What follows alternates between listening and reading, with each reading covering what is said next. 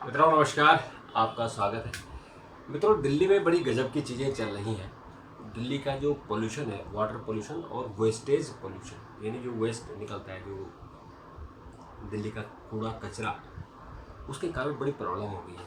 और दिल्ली की जो चुनी हुई सरकार है, दिल्ली की जो चुनाव और नगर निगम है, वो हताश है, वो निराश है, असहाय है, क्योंकि उसका कोई कहना नहीं मान रहा, उसकी सरकार, उसके अफसर कहना नहीं मान रहे।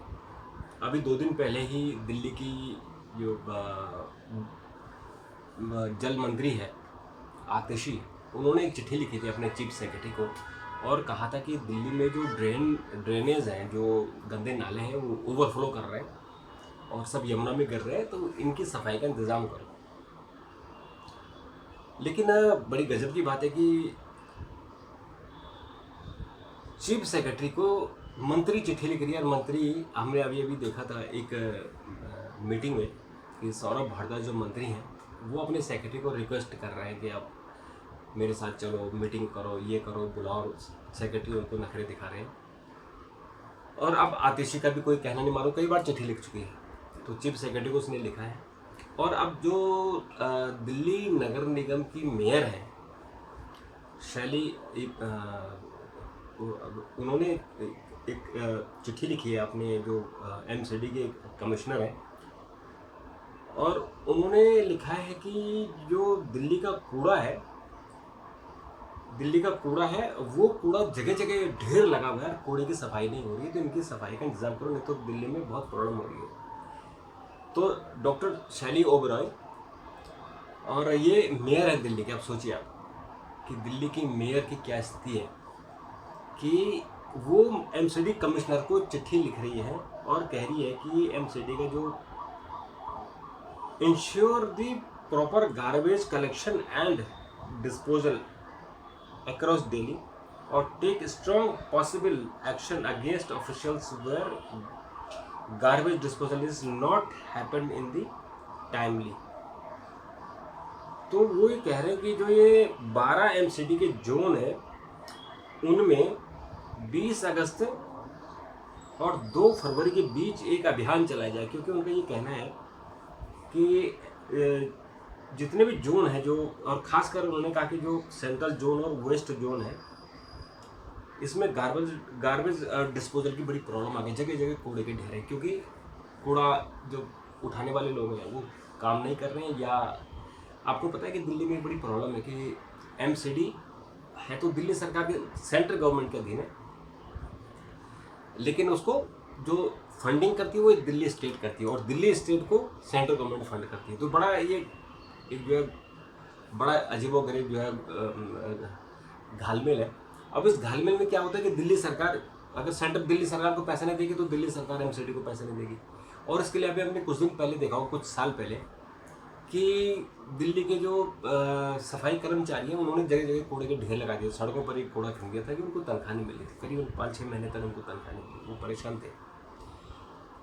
तो दिल्ली के मुख्यमंत्री और दिल्ली की जो सेंट्रल गवर्नमेंट है, इन पे झगड़ा चल रहा था, क्योंकि यहाँ बीजेपी सरकार है, वहाँ आम आदमी पार्टी की सरकार है। तो उन दोनों के बीच का जो सारा झगड़ा है, उस झगड़े के चक्कर में क्या हुआ कि दिल्ली में कूड़ा, अब फिर वही स्थिति आ गई, क्योंकि सीएम जेल में है और जो दिल्ली के गवर्नर हैं वो अब एक तरफ से दिल्ली सरकार चला रहे हैं, और जो दिल्ली के मंत्री हैं वो बेचारे चिट्ठी लिख रहे हैं, भाषण दे रहे हैं, प्रेस कॉन्फ्रेंस कर रहे हैं, उनका कोई सुन नहीं रहा है।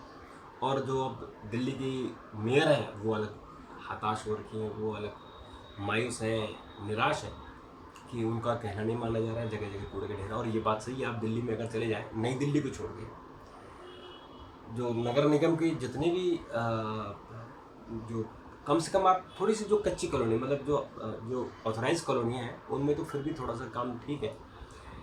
और लेकिन जहाँ जो ग्रामीण क्षेत्र है और जो अनऑथराइज एरिया है, अनऑथराइज कॉलोनियाँ, जो अनऑथराइज कॉलोनियाँ रेगुलराइज हो गई है, उनकी मैं बात कर रहा हूँ, जगह जगह आपको कूड़े के ढेर मिलेंगे।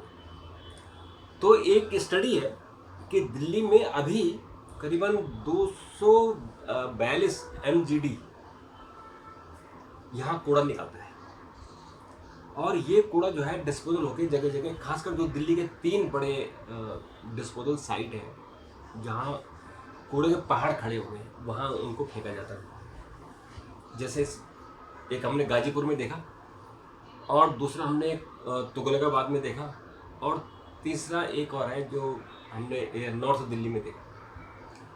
तो वहाँ कूड़े के बड़े बड़े ढेर लगे हुए हैं, और उन कूड़े के ढेर को लेके भी सुप्रीम कोर्ट तक सुनवाई हुई है कि इसको डिस्पोजल करो। तो बाद में फिर सरफेस ट्रांसपोर्ट मिनिस्टर ने कहा कि ये जो है इसको हम सड़क बनाने में इसका इस्तेमाल करेंगे। तो जो दिल्ली का गाजीपुर का कूड़े का पहाड़ है वो अब आधा हो गया है।